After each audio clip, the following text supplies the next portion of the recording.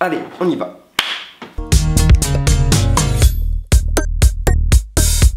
Bonjour à tous, j'espère que vous allez bien. Aujourd'hui, on se retrouve pour vous parler d'un livre différent, un livre qui nous vient tout droit du Canada. Donc c'est ce livre, Cuisiner au gré des saisons, pour mère poule un peu dingue. Pour ceux qui ne la connaissent pas, donc c'est ça, c'est Annick Lamotte.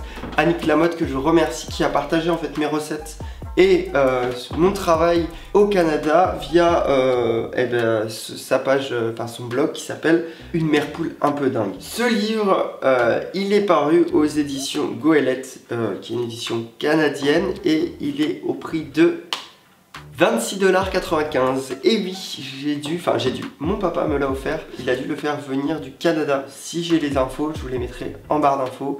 Comment se procurer ce superbe livre. Je commence par l'ouvrir.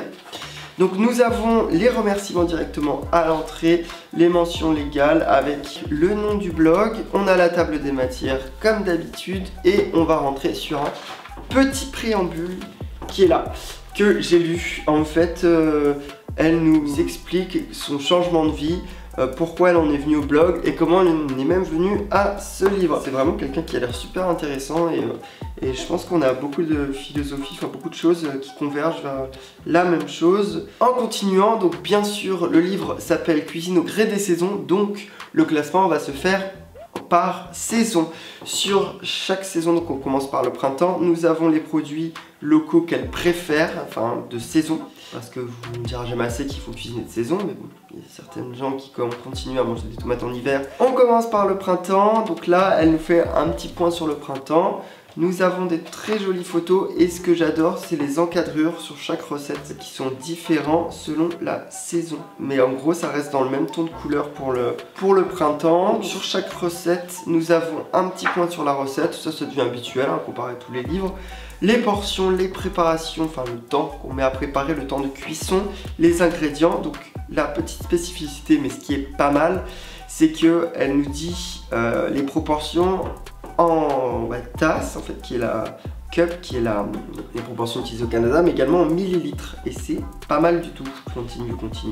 À la fin, nous avons l'index, enfin la liste des recettes, et un autre remerciement qui est beaucoup plus grand. Nous avons ce petit intercalaire que j'aime bien sur les livres pour retrouver les recettes. Et moi j'ai décidé de tester, donc j'en ai testé d'autres, mais j'ai testé les cannelloni à la courge, une recette de l'automne, une recette collée très bien parce que j'ai de la butternut, et puis je vais vous la montrer tout de suite. Pour cette recette, il va te falloir une courge butternut, 60 g de beurre, 40 g de farine, 75 centilitres de lait, 30 g de parmesan, 40 g de flocons d'avoine, du thym, 360 g de feuilles de lasagne, une gousse d'ail, une cuillère à café de muscade et un œuf. Je commence à couper en deux la butternut et je la vide des graines.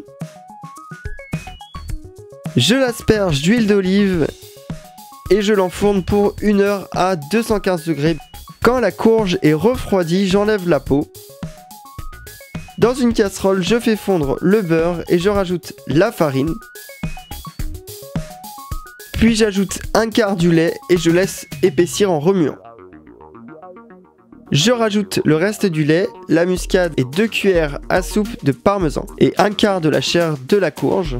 Quand le mélange a épaissi, je mets la moitié dans un plat allant au four. Dans un autre plat, je vais mélanger le porc, le reste de la courge, l'œuf, les flocons d'avoine et le reste du parmesan. Dans une eau frémissante, je mets les feuilles de lasagne, je vais y aller 3 par 3. Normalement, il fallait des feuilles de lasagne fraîches, mais je n'en ai pas trouvé. Quand la pâte est assez souple, je les farcis avec ma farce tout simplement et je les dispose dans le plat allant au four. Une fois le plat rempli, je recouvre avec le reste de la sauce, j'enfourne pour 40 minutes et c'est terminé. C'était vraiment très surprenant et très bon.